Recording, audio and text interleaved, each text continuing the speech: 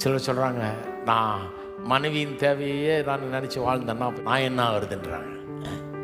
உங்களுக்கு என்ன ஆகும்? ஒன்றாகாது, சந்தோஷம் உண்டாகும். அப்படி தான் கடவுள் நம்மளை உண்டாக்கிட்டார். வேத வசனம் எப்படி போதிக்குது திருமணத்தை குறித்து?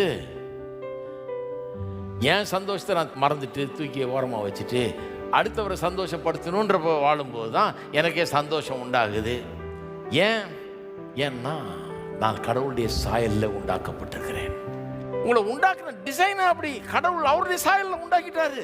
அவர் எப்படி பரலோகம் திறந்து பூலோகத்துக்கு வந்து இந்த பாவிகளுக்காக ஜீவனை கொடுத்து எப்படி மீட்கிறாரோ அதுபோல நாம் எல்லாரும் இருக்கும்படியாக நம்மளை உண்டாக்கி இருக்கிறாரு.